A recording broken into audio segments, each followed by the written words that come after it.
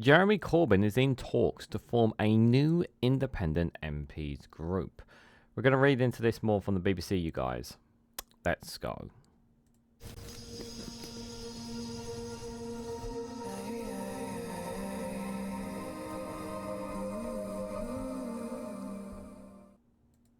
Good morning, good afternoon, good evening, wherever you are in the world. This is Reganelite here with an article from the BBC with the headline that Jeremy Corbyn is in talks to form a new independent MPs group. Jeremy Corbyn is in talk with 4 other independent MPs to form a new group, potentially boosting their influence in Parliament. Guys, while you're here, make sure you hit the like button, share this across social media so others are notified of this video. So we know that they've been in talks. But I don't know how much of this we can read into, because I remember obviously when who was that? Dominic Cummings talked about forming his own group after forming his own political team group after the demise of the Conservatives after the general election. That hasn't happened. That's not going to happen. Now, Jeremy Corbyn did hold on to his seat, as we guys know. And quite a few Labour MPs, Labour and some Conservatives and whatnot, got seats in. And mainly it was down to the situation over in Gaza. A lot of these independents got those seats because Labour's position has not been very clear with regards to it. And that's why they've come in. Now, I suppose you could call most of these independent MPs, I don't know, I suppose you could call them pro-Palestine groups, but to be fair, I don't think that would be right, because we know the Greens are pretty much behind that. I'm pretty sure the Lib Dems are behind most of a ceasefire as well. Labour's position is still in terms of a ceasefire, but they don't want to upset their Jewish friends, obviously. So there's that issue as well. But I don't know if Corbyn's policies align with what some of these independents might want. Now, I'm sure they're all aligned on the situation in Gaza. I don't think that's a question there. But the question is are they more aligned on other issues as well? And there are some caveats, obviously, if they do decide to form a party in between elections as well. The whole idea of Corbyn talking with them is obviously to try and boost more influence, because obviously if you have more MPs to cooperate with you, obviously you can get more influence, more sway on things as well, and it helps obviously.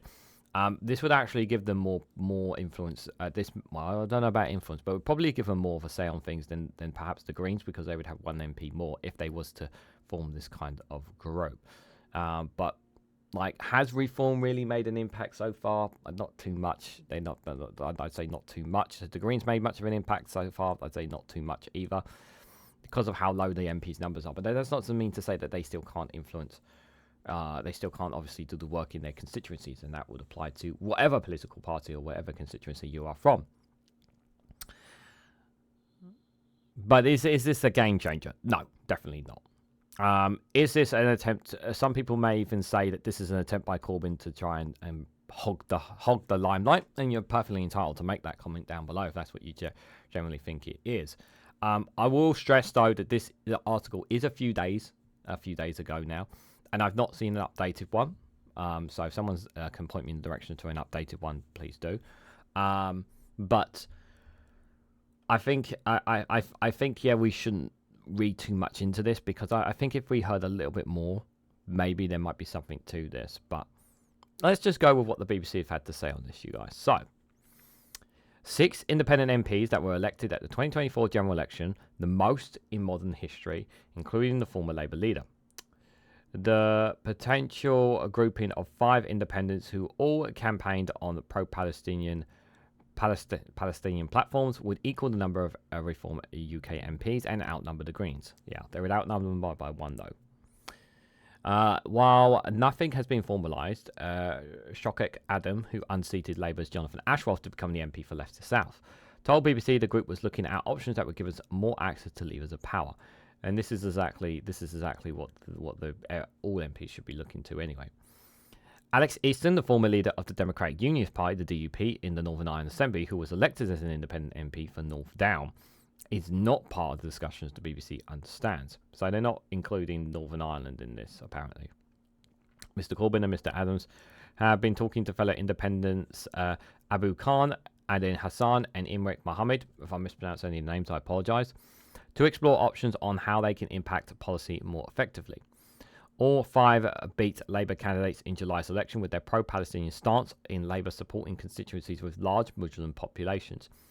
If the 5 independent independents become an official group in Parliament, they would increase their chances of taking part in debates and committees, which are usually decided proportional to party size. Now that's obviously really good. Obviously, being part of debates and committees allows them to have more sway and more influence. And obviously, our good friend Daily Blase, who covers most committees and debates on his YouTube channel, which I recommend you do check out. Obviously, I want to see other. Like I've said that even though I don't agree with Reform and their policies, it's good for Reform. It's good for the Greens.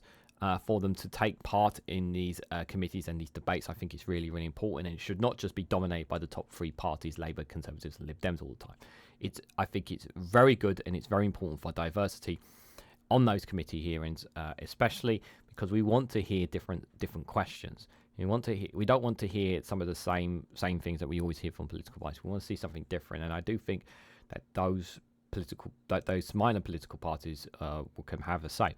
That being said, obviously, if these 5 independents obviously become official group, gives them a better chance of obviously having a say in debates and committees as well, which is also a good thing. Especially if imagine one of these independents being a part of about the situation that's happening over in Gaza, for example. That they could have much more powerful questions in that as well. So that'll be interesting to see. So established parties of 5 MPs have previously been eligible for as much as £129,000 in short money, public funds given to opposition parties to support research. However, Parliament rules currently appear to prevent these funds going to new groups formed between general elections. But by collaborating, the independents could secure more funds for their campaign work by sharing their resources and hosting joint fundraisers. Given Labour's huge majority, it's unclear how effective a force and independents will be in Parliament. Yeah, Labour's 400 plus is just too big at the moment. I absolutely agree. It does need to be knocked down. It needs to be knocked down. We need to knock down knock down to it. But what I don't want is these. What I don't want to see at local elections next year and in the general election in 5 years as well. While at the moment, I'm in favour of another 5 years of a Labour government. At the moment, it's far too early to make some commitment. What I don't want is all those voters going back to the Conservatives, because the Conservatives put the UK in the mess that it is in, and people need to remember that. But I do think, yeah, that 400 plus seat is way too high and it needs to be decreased for sure. But the loose coalition has already worked together to try and influence policy, and together with the Green MPs tabled a series of amendments to the King's speech. One of their first actions was to reach out to 7 Labour MPs, all former allies of Mr Corbyn, including his former Shadow Chancellor, John MacDonald, who was suspended from the party for 6 months after voting in favour of a rebel amendment to scrap the 2-child benefit cap. So far, there's been no formal coordination between independent MPs and the suspended Labour MPs, the BBC had understands. Yeah, that does not I think it doesn't surprise me. Maybe they have had conversation. Maybe they have. Maybe they haven't. So Mr Corbyn said, I was elected by my constituency to speak out against the genocide in Gaza, against child poverty and against the demonisation of migrants and refugees. I'm proud to work alongside my fellow independent colleagues to make sure our constituency voices are heard. This country is demanding real change, and the more MPs who are prepared to stand up for the international laws defending refugees and oppose the far right are better. Mr Corbyn regained his Islington North seat after represented by more than 40 years in July's general election, defeating the Labour candidate by 7,000 votes. Just apologies 1 second. I'm going to have to close this window because I didn't want to close the window. Apologies. Yeah, he won that. He kept on there as an independent, which I still think, like, I wasn't expecting it, to be fair. But I'm glad I was wrong, because I think, I know people don't like Mr Corbyn, but again, we want more views. We just want always the same parties. Labour's ruling party blocked Mr Corbyn from standing as the party's candidate in March 2023. He had previously been suspended from Labour over his response to an anti-Semitism in the party during his time as leader. Mr Adams was part of one of the big shocks of election night when he won his seat by 979 votes from the former Shadow Minister, Mr Ashworth, who had a majority of more than 220,000. The optometrics who ran for office for the first time in 2014 said that whatever happens in the future, he does not want to lose his independence, as he believes many MPs have been hamstrung by the parties. He said he ran as an independent to show that you can do it without the political parties and that normal people can win an election. Mr Adams is calling on Parliament to improve the standards of independent MPs, as the current rules favour large parties in settling debates and senior committee roles. He predicts there will be more independent MPs in the future, as more people are going to look at ways to be representation and the change that they want to see. This will be a test case, Mr Adam has said. I don't know if there will be more independent MPs. There's a lot of factors you can say into that. So first of all, obviously, as of right now, we are not having a change in our electoral system into proportional representation, which is what people want. People want a proportional representation system.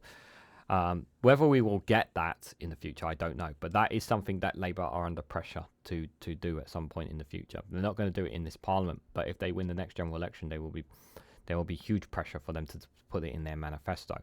There will be a great deal of anger if they don't, because a lot of the members are very much in favour of proportional representation. Whether they will keep to that or not is obviously be another factor there. So that's the first thing. The second thing is obviously they're saying about obviously more independent MPs. It would also depend on the situation in Gaza. So if the situation in Gaza has not changed and Labour government haven't done enough to pressure Israel I know at the time of this recording they are looking to, they're not completely, they have suspended weapons arms sales to Israel for the time being, but not officially, sort of thing. They've just penned in a review at the time of this recording. So if they obviously stop that, it's a sign of the good state. They also did say in their manifesto that they would recognise Palestine as a state.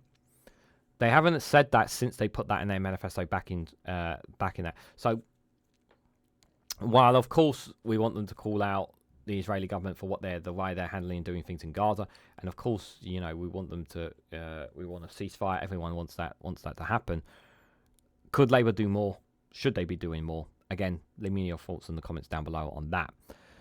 The other thing as well is when you're saying about more independent MPs, again, like people may cast their votes to political parties just because they can have more influence in politics, especially if those who are paying more attention to politics. Now, some may just go with the independent MP, especially based off the Gaza situation. But some may also choose to vote for the Greens because the Greens are very much in favour of a ceasefire in Gaza, for example. Or they may go to Reform because they don't trust Labour, and the Conservatives have failed them as well. Or some believe that Nigel Farage speaks for them and they're going to cast their vote for Reform. Don't agree with it, but and especially how people feel about immigration, especially people's minds have been warped by immigration.